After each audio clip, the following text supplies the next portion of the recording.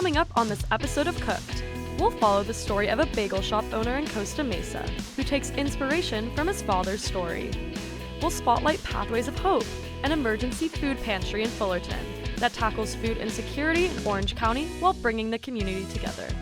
Get your taste buds ready because I'm taking you to a fun food hub in Orange County that you'll definitely want to visit.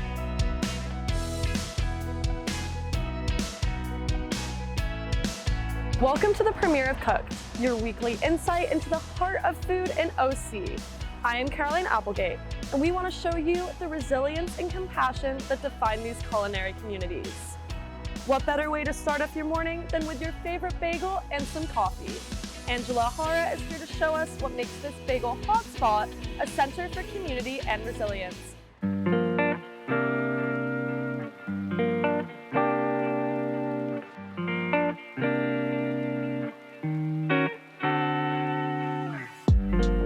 This is Boil and Bake, a bagel shop in Costa Mesa that blends New York tradition with high-end flavors.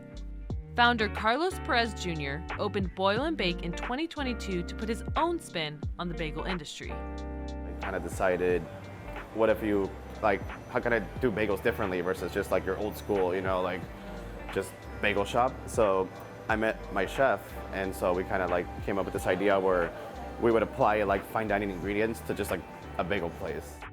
Before Boil and Bake, Carlos Jr. worked for his father, Carlos Perez Sr., who immigrated to the U.S. from Guatemala in 1995. I grew up watching my dad work hard all day, every day, and then when I worked with him, I kind of, saw it firsthand. I asked him questions what was it like? You come to this other country, you don't know the language, you don't really know anybody. But despite not knowing many people at the time, Carlos Sr. says he recognizes the bigger issue at hand. 90% of the food business is run by immigrants, mostly Latinos. We do the hard work, but we've been let down because it's only promises and promises. So you know what? I step away. I don't really bothers me. When you are raised, I raised my kids with the respect, with the family values. So for us, it's family and hard work and respect. There's certain values that we have, and I bring them from my parents and I pass it on to my kids.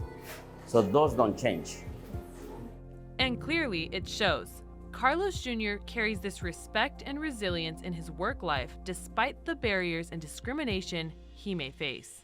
Personally, I find it fun when people don't expect you to be the owner, you know what I mean? That's always I know some people might get offended by that. Me, I don't. I find joy in that. That's what makes, America, right? Almost a year of working every day, 4 a.m. to 6 p.m.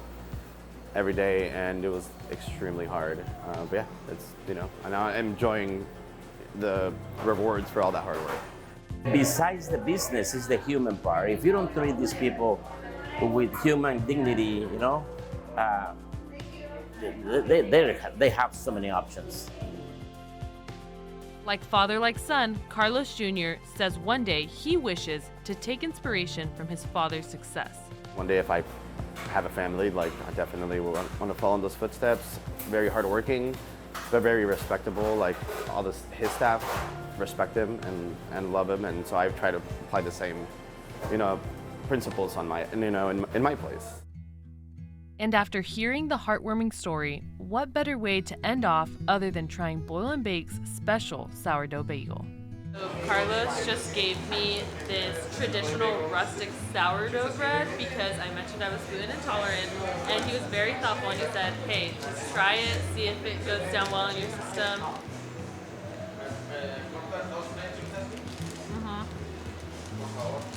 This is so good. Can you taste that sourness, right? Mm-hmm. Sourdough, so that's better for you. Yeah. Especially for gluten intolerant and stuff like that. The New Yorker, it's a good start. It's our bacon, egg, and cheese, but we do a thick cut bacon on that. With success coming their way, this father and son duo continue to thrive together, one bagel at a time. Carlos Sr. had a special message he wants his son to always remember. Sé tú mismo, no cambies. Sé humilde, sencillo y respetuoso. Trabaja y contribuye a que más empleados puedan tener trabajo. ¿Todo? ¿No? Es bien simple. Angela Jara reporting. Thank you, Angela. That sourdough bagel looks really good. Stay tuned to see how OC residents are paving a pathway to hope after the break.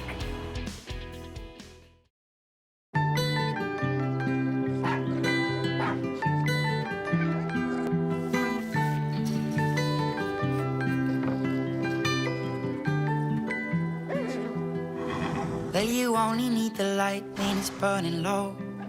Only miss the sun when it starts to snow. Only know you love her when you let her go. Only know you've been high when you're feeling low. Only hate the road when you're missing home. Only know you love her when you let her go. And you let her go.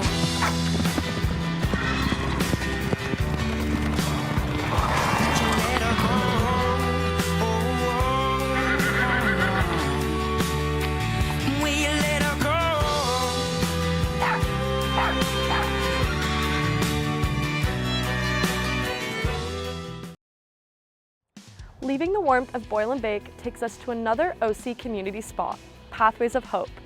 Emily Cho is inside right now to uncover the true stories of strength and perseverance these individuals face to fight food insecurity in Orange County. The shelves behind me may look like an average grocery store, but this is an emergency food pantry called Pathways of Hope. Located in Fullerton, California, this organization provides food and supplies to families in need. Ending hunger and homelessness. That's the mission of Pathways of Hope. Community Programs Manager James Kennedy explains how it all runs. So we have a couple of different programs. We have 4 food pantries, 3 of them at our local junior colleges. And then we have 2 family emergency shelters, a permanent supportive housing program for individuals, and a permanent supportive housing program for families. I was here at 9:30 this morning and had the opportunity to talk to a few volunteers. They told me that Pathways of Hope is a great organization for them to help out their community. All the volunteers fully support the program's goal, spreading the message of ending hunger in the community. Many of them continue to come in on a weekly basis to help stock the pantry and distribute the food. People line up hours before the pantry opens to secure an early time slot. Because I'm a senior citizen, and usually the end of the month gets a little scarce, so I've been coming here. And normally we come here about 12:30 or 1, because if you come later on a Monday, a lot of the milk will be gone. A lot of the frozen foods will be gone because there's a lot of people that come here. Good relationships between employees and residents are key for the food pantry to run smoothly. Not just a single person comes in, takes everything, and then there's nothing left. They pick really decent people to do really good work, you know. Just Julie is the one that's carrying the torch right now, and she's doing, I mean, from what she picked up from everywhere is gone, you know, it's incredible. Thank you, my dear. You're welcome. Okay, that's it. His praise is for Julie Villarreal, the food pantry coordinator, who is another driving force behind the scenes. So typically, from a daily basis, we see anywhere from 50 individuals up until maybe like 75, close to 80. Everyone has different stories, different situations that they're going through. So it's just a great feeling being able to help them out and provide them a service that they're in need of. Food insecurity goes beyond the help of volunteers.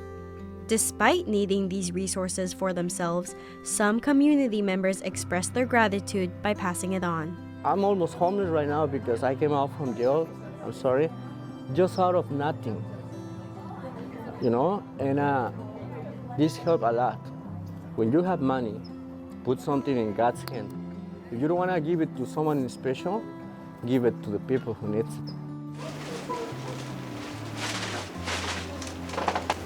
Yeah, we did. Thank you so much. I go to church, and sometimes I have a bunch of cans of stuff for other people that couldn't make it to the place on time, didn't want to wait online.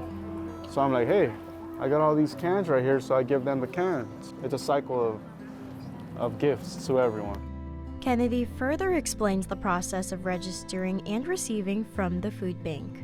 Once they arrive, if it is their first time, then they'll go ahead and complete a registration with us. We ask them about 20-25 questions. Really, it's what our food suppliers want to know, what our funders want to know, and what the agency wants to know. Once they go ahead and complete the registration, the next time they come in, they'll present us with their ID, and it'll be a really quick check-in process. Kennedy joined Pathways of Hope as an intern and has seen the long-term impact. A gentleman who used to access the food about 10 years ago, and he stopped by a couple years back on like the day before Thanksgiving, and we were still open, and he donated 50 turkeys to Pathways of Hope to give out to the community members. He spent some time and shared his story with me and how Pathways of Hope assisted him back then, and now he's in a position to, give back to the community. People come back to Pathways of Hope because they admire the dedication to bringing the community together. And I can't say enough about these guys. They're here on time every time. And, when they say they're going to do something, they do it. A lot of groups out there, they just keep promising things, but never really get around to things. These guys are on top of their game. In this role and in this pantry and at our other pantries, you really see the community come together to serve our neighbors that are underserved. Reality is you bomb that. Reality is these people helping. Reality is then being successful. I'm sorry, my English is not the very best looking, but being successful in life is going after a dream that you're gonna follow. And following a dream is exactly what the organization strives for. After all, there is a pathway to hope for everyone. Emily Cho reporting. Thank you, Emily, for truly showing the impact Pathways of Hope has on the OC community. Coming up on Cooked, we will explore new flavors and fun in an up-and-coming Stanton food market. Stay tuned after the break. I've got an idea for a Heinz ketchup commercial. I was at this super posh restaurant, super posh. The type of place that has chandeliers and paintings on the wall and way too many forks. I think classical music was playing, but maybe it was jazz. No, definitely classical. The hostess walks up to me and she says, "Mr. Sheeran, is this your first time dining with us?" And I say, "Yep." The waiter comes over, he's telling me about the specials. Super fancy vegetables, fancy sauces. I said, "Sounds fancy." So fast forward and the food comes. The waiter goes on to tell me, "We are proud to present this farm-to-table blah blah blah, posh and fancy blah blah blah, with a side of blah blah blah." The food looked good. I just thought there was something missing. So I reach into my bag and I take out the only thing that can complete me. And at that point, the whole world came to a stop.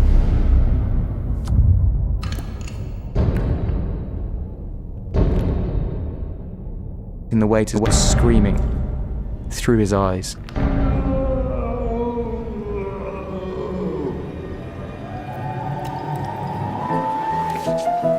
So that's my idea. Do you want to do it? I am now about to enter the excitement of Rodeo 39, where Reese Velez is inside to show us how this diverse food brings this market to life. Let's go take a look.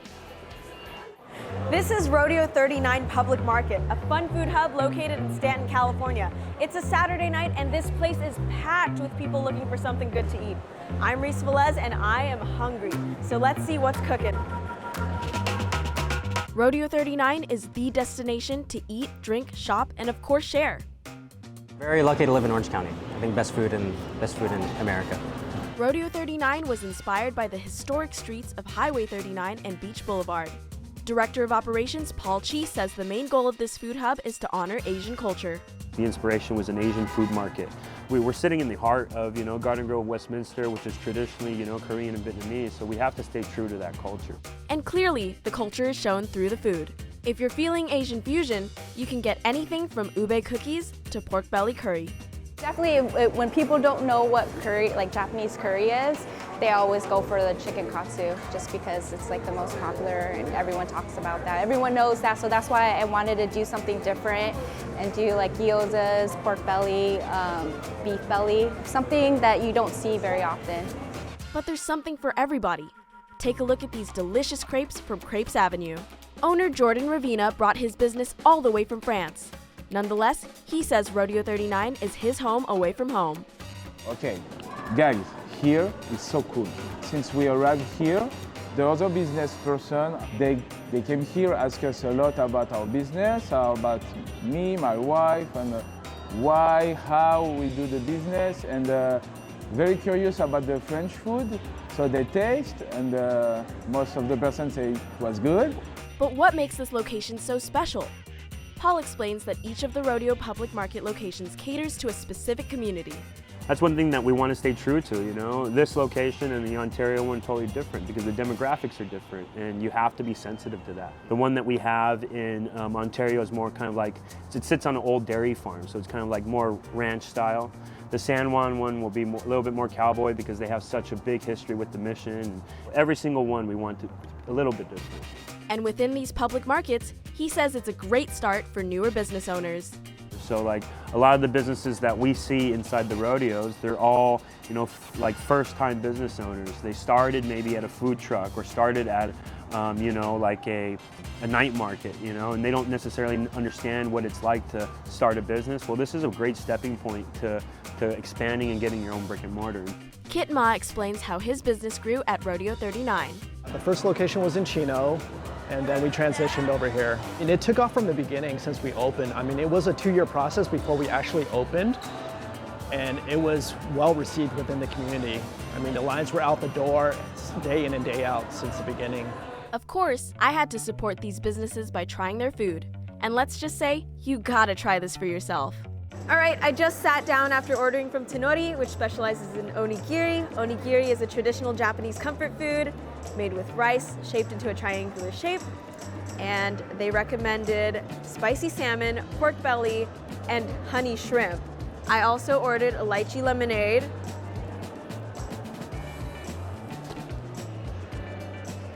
Oh, I needed that.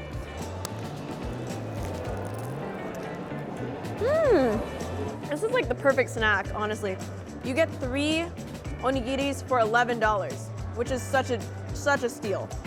It's like the perfect combination of like sweet and savory. You have your rice, your nori, and your meat. Perfect.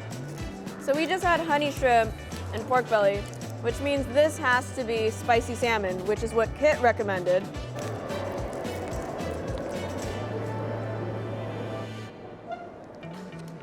It's got a little kick.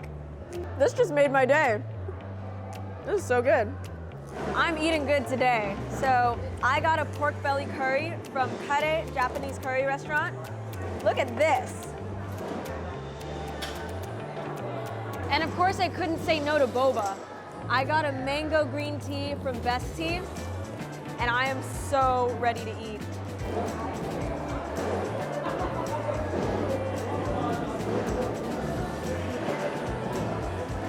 It's over, I needed that. I needed that. Look how it just falls apart. That's crazy.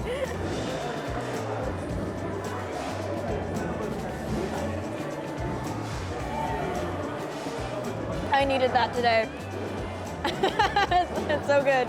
Combining culture and community, this culinary adventure was one to remember. From savory meats to sweet desserts, this rodeo is here to stay. This is Reese Velez reporting. What an amazing experience bringing food and community together. I'm Caroline Applegate, and we'll see you on next week's episode of Cooked. Cheers!